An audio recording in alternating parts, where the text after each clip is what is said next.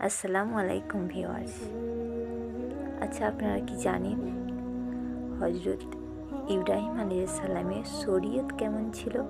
জানেন না, তাই না? আজকে তাহলে সেই বিষয়ে কিছু কথা আলোচনা করব।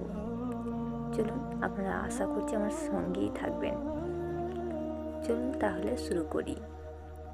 প্রাথমিকভাবে মুসলমানের মাঝে অনেকে এমনও ছিলেন যারা মুসলমান হওয়ার আগে নিজেকে হজরত ইব্রাহিম আলাইহিস সালামের অনুসারী বলে মনে করতেন, কিন্তু হজরত ইব্রাহিম আলাইহিস সালামের শরীয়ত কেমন ছিল তা কিছুই জানতেন না।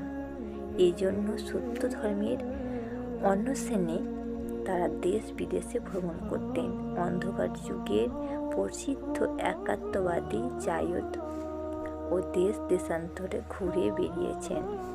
তিনি পবিত্র ইসলামের আত্মপ্রকাশ করার পূর্বেই ইহলোক ত্যাগ করেন, কিন্তু তার সুযোগ্য সন্তান হজরত সাঈদ রাদিয়াল্লাহু আনহা রাসূলুল্লাহ সাল্লাল্লাহু আলাইহি সাল্লামের খিদমতে উপস্থিত হয়ে বুঝতে পারলেন যে মহাসত্যের জন্য এবং যে মহাপুরুষের খোঁজ করতে করতে একসময় না পাওয়ায় দুঃখ বুকে নিয়ে তার পিতা পরলোক গমন করলেন। ইনিই সেই মহাপুরুষ এবং ইসলামী সেই সত্য ধর্ম।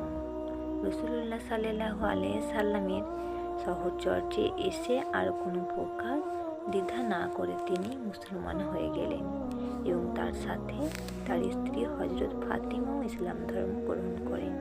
এই ফাতিমা রাদিয়াল্লাহু আনহা হজরত উমর রাদিয়াল্লাহু আনহার ভগিনী ছিলেন। মুসলমানদের মধ্যে অধিকাংশই ছিলেন অল্প বয়স্ক। এদের মধ্যে অনেকেই বয়সী 20 বছরের কম ছিল।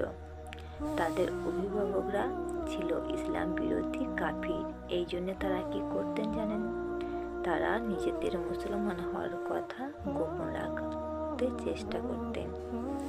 এই অগ্রবর্তী মুসলিম দলের কেউই কুরাইশদের সমাজে কোনো বড় পদ বা সরদারির অধিকার ছিলেন না। এদের অধিকাংশই ছিল দিন দরিদ্র। এদের মধ্যে অনেকেই পরাধীন দাসও ছিলেন, যেমন হজরত আম্মার, হজরত খাব্বার, হজরত সুহাইব প্রমুখ রাদিয়াল্লাহু তাআলা আনহুম। মক্কার ধনকুবের ও নেতাদের দরবারে এদের কোনো মর্যাদা ছিল না। বিপদে তাদের কে সহায় হবে, তাদের পাশে এসে দাঁড়াবে অথবা কোনো আঘাত এলে প্রত্যাঘাত করবে এমনি সাহায্যকারীও ছিল না। সমাজে তারা ছিলেন লাঞ্ছিত ও পদদলিত। এই জন্য তারা যখন রাসূলুল্লাহ সাল্লাল্লাহু আলাইহি সাল্লামের দরবারে বসতেন, তখন কুরাইশ সর্দাররা উপহাস করে বলতেন,